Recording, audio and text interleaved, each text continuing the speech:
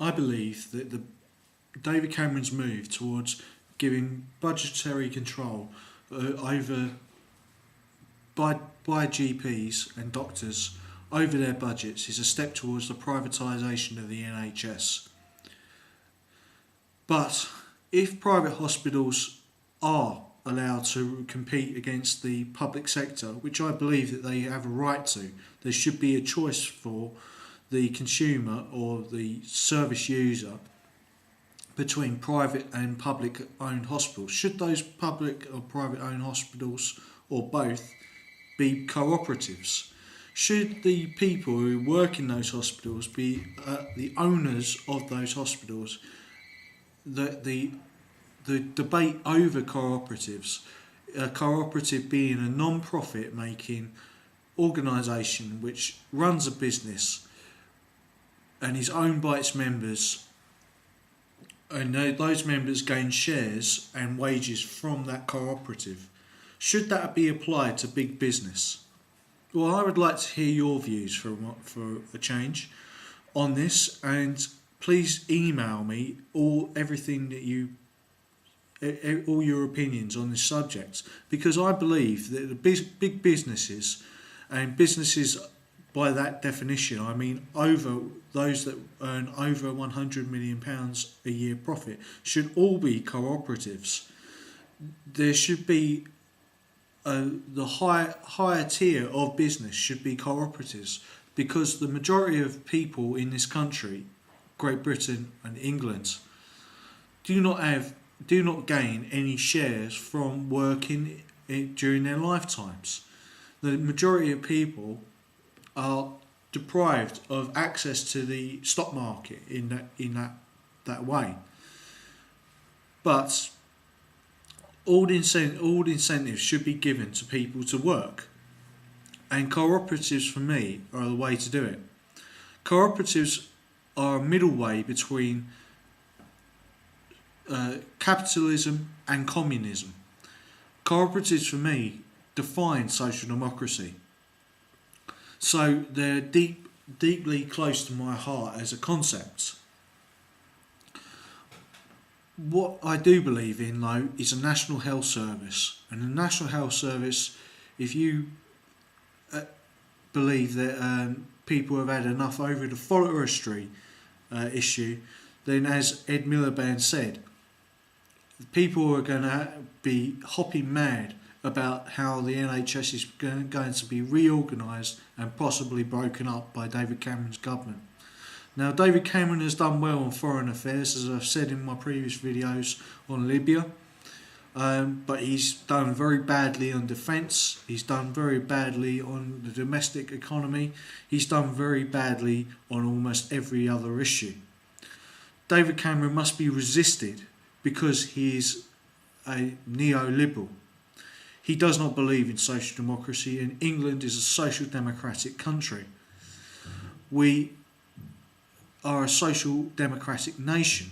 We're a national society. And we should have direct, free medical treatment at the point of demand. We should be able to have a choice between private and public national health. That is something that should be an inalienable human right.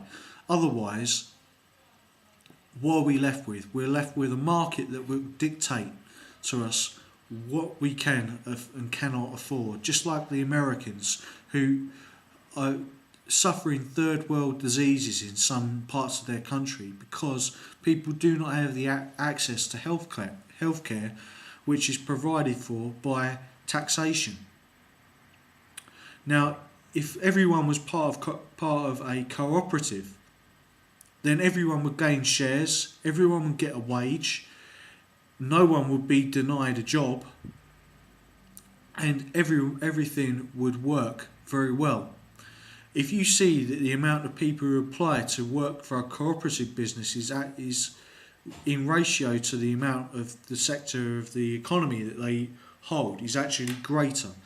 For instance, Waitrose, which is a supermarket, people have often waited years to work there, whereas they've not tried to work for Tesco's or other big businesses which are not cooperatives. People value working as part of a cooperative because they are members and owners of that firm. As such, their views are recognised and they can vote on the issues and vote their officers, managers and chief executives into power or not. That is democracy in action, and democracy that is spread throughout society. It should not just be politics that is decided by democracy, but our actual working lives and our actual business practices should be democratic. If it's democratic, then people will be willing to follow the orders of their managers and it will be more efficient.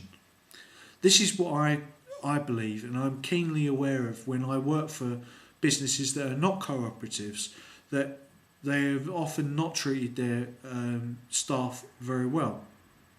However, some businesses that are run as private businesses or family businesses have been run very well. I can't give examples because I don't want to put myself out of a job, but or mention which company I work for or will be working for. But what we must do is increase the amount of cooperatives in the economy and increase the proportion of the economy which is owned and by cooperatives.